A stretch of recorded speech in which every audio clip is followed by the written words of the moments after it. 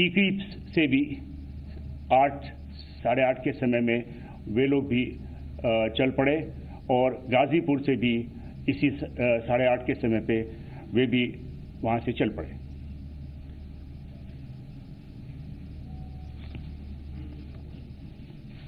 Police के जो lawful direction था कि वे अपने जो तय हुए समय है 12 बजे उस समय चलें, क्योंकि जो ऑफिशियल प्रोग्राम था रिपब्लिक डे का वो करीब 12 बजे के समय समाप्त होना था।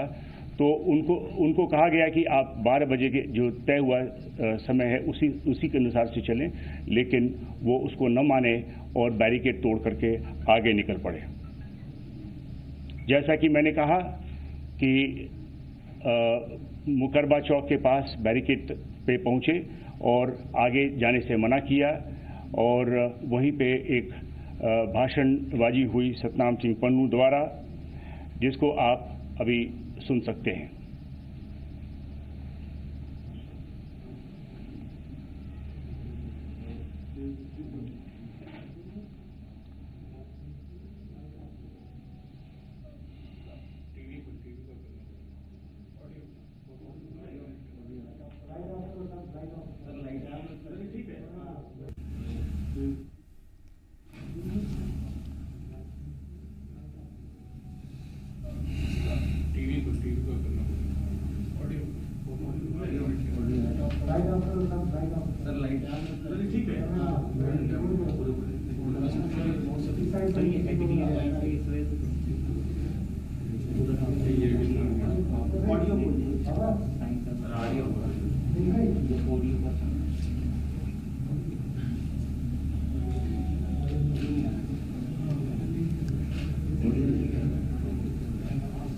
भी कवर किया होगा।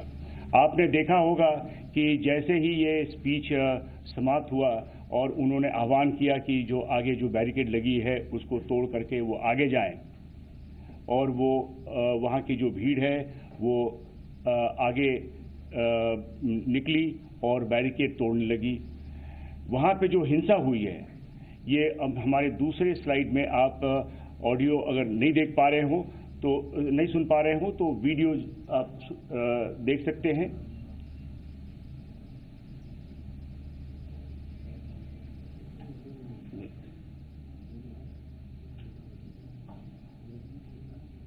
मुकरबा तो इस प्रकार से आपने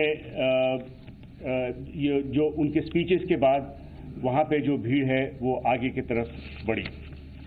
ठीक इसी प्रकार से जो टीकरी बॉर्डर पे जो किसान थे वे भी करीब 8 साढ़े 8 के बीच में निकले और उनमें वे आकर के डांगलोई टी पॉइंट पे बैठ गए और वहाँ पे ही प्रोटेस्ट किया। इसमें उनके नेता बूटा सिंह बुर्जविल वे भी और जो हरियाणा से जो फार्मर्स आए थे उनके साथ मिल करके वहीं पे बैठ गए और आगे जाने से मना कर दिया। और अंत में उन्होंने भी वायलेंस में इंडल्ज किया और बैरिकेड तोड़ी। और ये जो वीडियो फुटेजेस हैं आप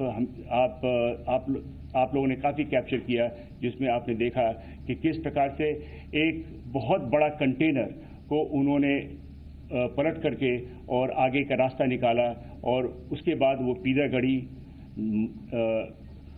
पंजाबी बाग, झकीरा से होते हुए उनमें से कुछ लाल किला तक पहुंचे।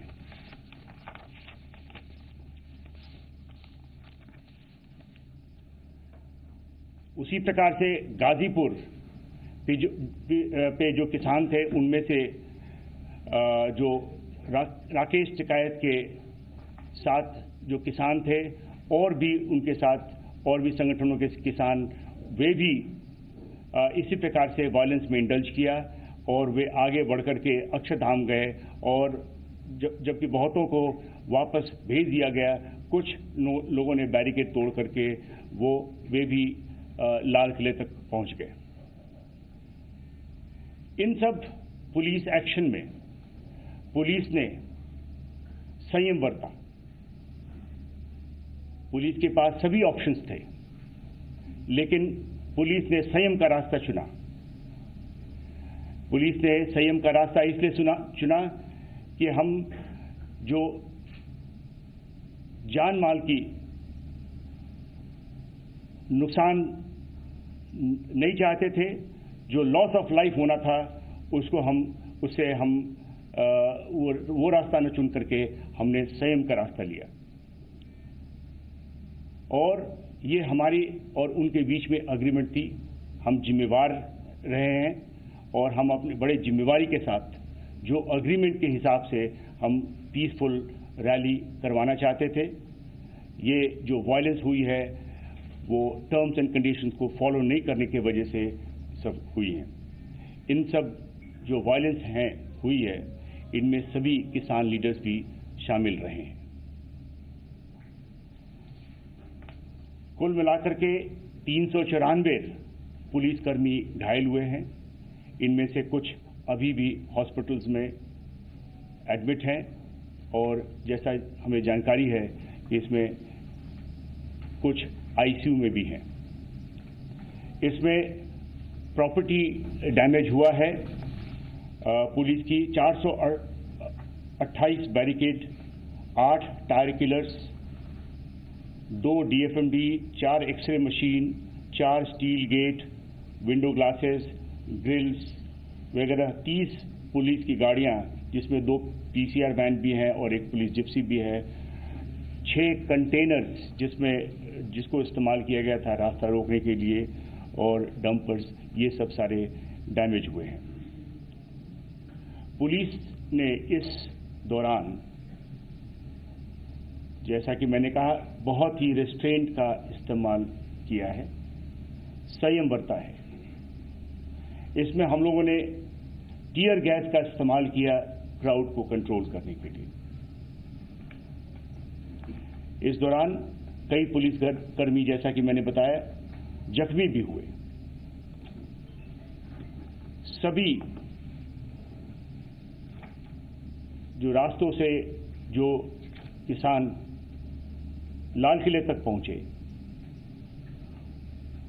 वे रेड फोर्ट के जो रैम्पर्ट्स है वहां पहुंचकर वहां पे कई किसान संगठनों के झंडा फहराए और कुछ रिलीजियस झंडे भी फैलाए, जिसको पुलिस ने कब्जे में ली है और अभी हमारा ये केस प्रॉपर्टी है। मैं बताना चाहता हूं कि हम दिल्ली में गैर कानूनी तरीके से किए गए आंदोलन और उस दौरान हिंसा और पुरातत्व विभाग की संपत्ति, एक स्मारक, लाल किले पर फहराया गया झंडा को बड़ी गंभीरता से ले रहे हैं। हिंसा करने वालों की वीडियो फुटेजेस हमारे पास है और उसकी विश्लेषण हो रही है। फेस रिकॉग्निशन सिस्टम से जो भी उसमें भाग लेने वाले उनकी पहचान की जा रही है और उनकी अरेस्ट की जाएगी, आगे कानूनी कार्रवाई की जाएगी।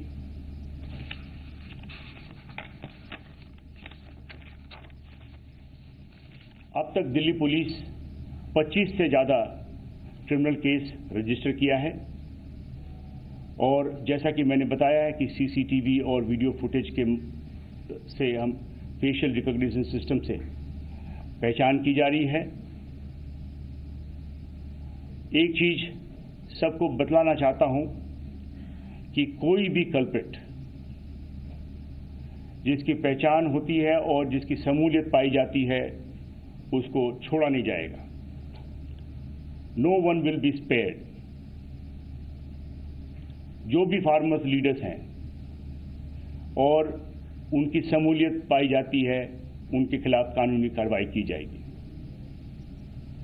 राष्ट्र के सम्मान और सुरक्षा में दिल्ली पुलिस किसान संगठनों से पूछताछ करेगी और जो भी कठोर कार्रवाई करनी पड़ेगी वो करेगी।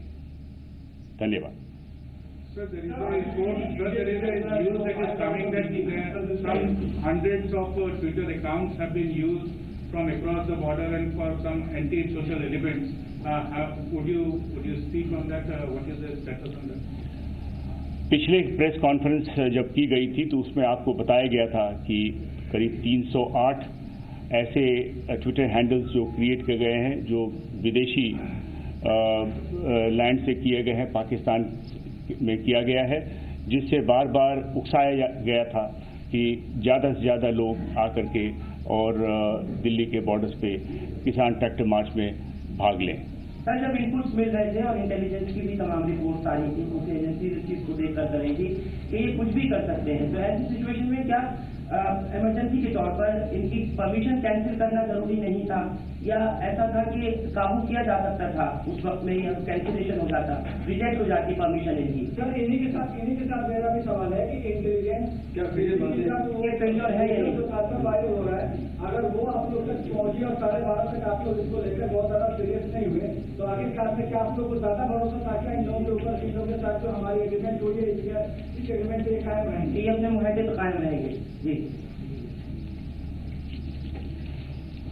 देखिए, हमारे को बराबर सभी प्रकार की इंटेलिजेंस मिल रही थी और हम उस पर काम कर रहे थे। अगर इंटेलिजेंस मिलने में कोई कमी होती तो ये जो हमने 308 ट्विटर हैंडल्स के बारे में बताया, जो हमारे इंटेलिजेंस कलेक्शन प्रोसेस में अगर कोई कमी होती तो ये हमारे इसकी ज्ञात ना होती। इस प्रकार की हमें सभी इंटेलिजेंस था। लेकिन जब हमारी किसी से अग्रीमेंट हुई है, हम अग्रीमेंट को अपने इंतज़ाम करके हम उस अग्रीमेंट पे हम अमल रहना चाहते थे, क्योंकि वही एक तरीका था जो कि हम सभी के हित में था। हमने दिल्ली पुलिस ने जो इंतज़ाम किया है वो उसी का नतीजा था कि इन सब के बावजूद भी, जिस प्रकार की जो वायलेंस हुई उसके उन सब के बावजूद भी एक भी व्यक्ति का मौत पुलिस के एक्शन से नहीं हुआ। और पुलिस ने संयम बरत करके इन सारे जो लॉ एंड ऑर्डर सिचुएशन जो उत्पन्न हुआ था उस पे बखूबी ठीक से इस को निकाला, और जो लोग इसके पीछे थे उनका एक तरीके से उनके बारे में आप सबको ज़्यादा जानकारी मिल पाई।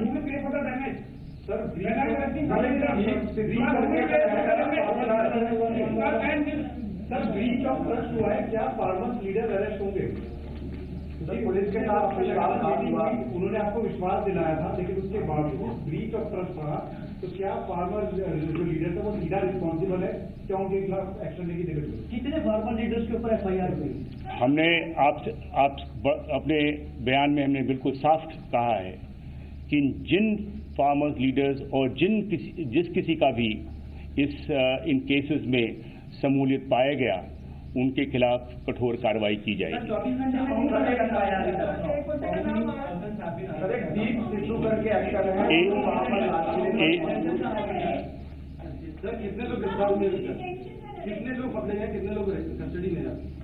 आपको इसके बारे में जो जैसे जैसे केसेस रजिस्टर हो रही हैं और उनमें जो भी कार्रवाई की गई है आपको ब्रीफिंग्स में, अलग से ब्रीफिंग में आपको बताया जाएगा।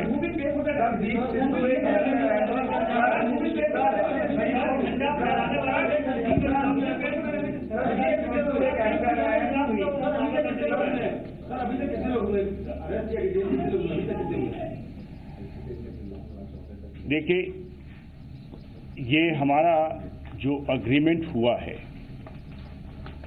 इसमें किसानों के साथ हुआ है।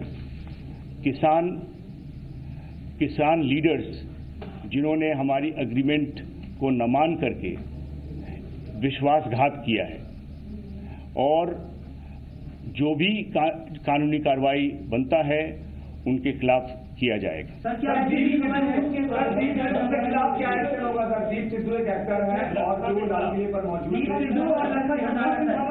एक और आपने जो प्रश्न किया था कि अभी तक कुल 19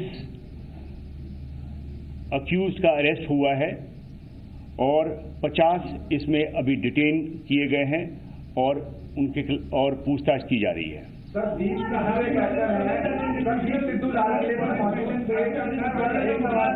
सर दीप सिद्धू लालकिले पर मौजूद है। दीप सिद्धू के वीडियो वायरल हुए हैं, वो भड़का रहा था वहाँ पर, क्या उसके खिलाफ कोई मामला दर्ज किया जाएगा, कोई एक्शन होगा? I'm talking about that individual who stood on the tomb of Lal Killa and who was the देखिए, मैंने जब ये आपको बताया है कि हर एक कोई व्यक्ति जिन्होंने इस जघन्य अपराध में हिस्सा लिया है उसके खिलाफ कानूनी कार्रवाई की जाएगी और अभी केसेस रजिस्टर हुए हैं।